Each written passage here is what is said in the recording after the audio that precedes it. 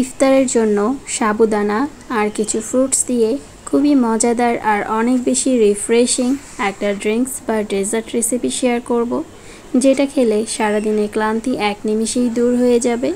আসসালামু আলাইকুম, সবাইকে ওয়েলকাম করছি আমার নতুন একটি ভিডিও দেখার জন্য। আশা করি সবার ভালো লাগবে। চলুন তাহলে ভিডিওটি শুরু করা যাক।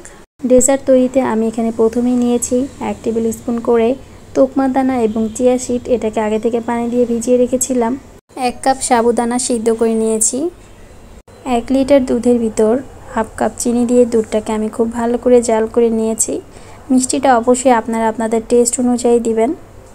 দুধটা ঠান্ডা হয়ে আসলে আমি এখানে পরিমাণ মতো একটি বাটিতে দুধ নিয়েছি। এরপর এখানে দিয়ে দেব সাবুদানা। আমি এখানে 3 চামচ সাবুদানা নিয়েছি, বাকি সাবুদানাগুলো রেখে দিব। এরপর দিয়ে দিব আগে থেকে ভিজিয়ে রাখা চিয়া সিড এবং তোকমা দানা। আপনারা চাইলে এটাকে স্কিপ করতে পারেন। এরপর সব কিছু খুব ভালো করে মিক্সড করে নিব।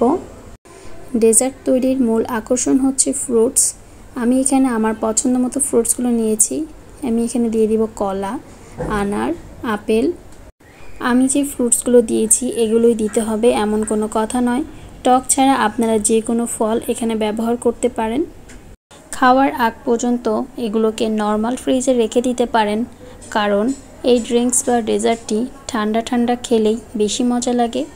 সারাদিন রোজা রাখার পর যদি ইফতারে এরকম 1 গ্লাস ড্রিঙ্কস বা ডেজার্ট যদি আপনারা খান, সারাদিনের ক্লান্তি তো দূর হবেই, মন প্রাণ এক নিমিষেই কিন্তু জড়িয়ে যাবে।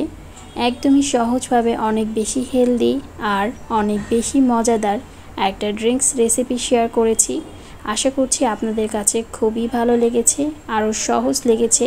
তাহলে আজকে এই পর্যন্তই। সবাই অনেক বেশি ভালো থাকবেন, সুস্থ থাকবেন। সবাই সবার জন্য দোয়া করবেন। আল্লাহ হাফিজ।